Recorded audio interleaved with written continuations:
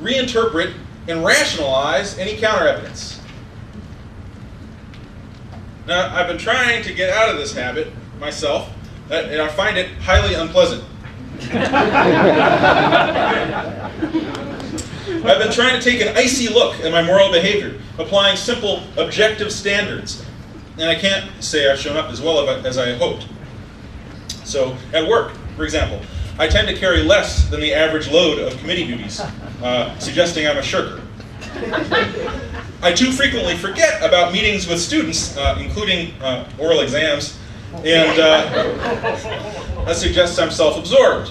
I tend to make more requests and ask for more exceptions than average from editors and conference organizers, including the present one, suggesting that I'm difficult and demanding. Now, I tend to think of myself as a good department citizen, attentive to my students, and relatively easygoing. But also, I suspect, to most professors, even those who don't have those traits.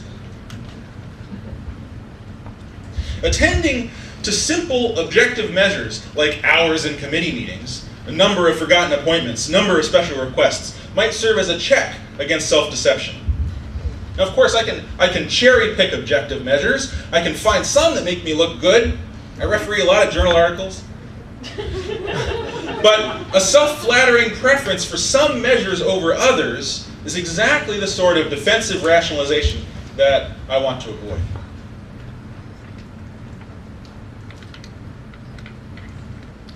I can carry this icy look over in my personal life, of course, but I don't feel like sharing that with you all. Unfortunately, it doesn't look any better. I'll tell you one whimsical measure that I've concocted. It's whimsical, but I do take it somewhat seriously. I call it the jerk-sucker ratio. Suppose there's a line of cars slowed down to make a left turn or to exit the freeway. They're not stopped. The lane's just a little slower than your lane because it's crowded with cars planning to turn. The question is, how far along do you go before you cut into that lane? Cutting in at the last moment, of course, is the jerk option. It puts you in front of everybody else without having waited your turn. Furthermore, increases the risk of accident, slows down the people behind you who are not planning to turn. Getting over early and tolerating the jerks, well, that's the sucker option. So suppose there are 48 cars waiting to turn, and 2 who cut in at the last moment. If you're one of those 2 that cuts in, that puts you in the 96th percentile for jerks. If there are 85 cars waiting and 15 who cut in, you're in the 85th percentile for jerks. That's kind of about where I find myself at. Of course, I might think to myself, I've got better reasons to hurry than all those other people waiting, or maybe I'm a skilled enough driver that I can cut in without, increasing the risk or slowing the people behind me. And maybe for some people that is true. But I do worry that thoughts like that would be defensive rationalization. Now, of course, I don't take this as a valid measure of jerkhood across the board. Right? There may be little, if any, relationship between your driving behavior and how you treat your students or your spouse. But this is a kind of thing extended to more serious issues that constitutes the objectively grounded, icy self-examination I have in mind.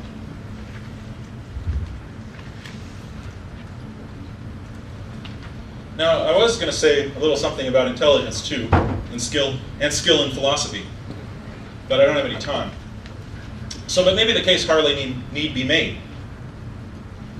Do you think there's anyone in this room who doesn't substantially overestimate his or her philosophical abilities?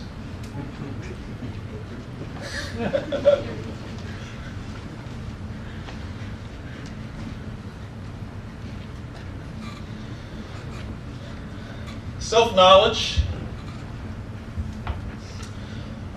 of the general features of our stream of conscious experience, of our general and most morally important attitudes, of our real values, our moral character, our intelligence, what really makes us happy and unhappy. About such matters, I doubt we have much real self-knowledge at all. We live in cocoons of ignorance, especially where our self-conception is at stake. The philosophical focus on how impressive our self-knowledge is gets what's most important backwards.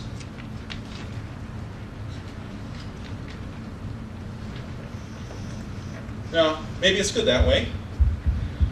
Shelley Taylor and Jonathan Brown, in a famous article in 1988 reviewing a broad range of literature, suggested that positive illusions about oneself are the ordinary concomitant of mental health. So also, I suspect, is blasé confidence in answering questions about your stream of experience.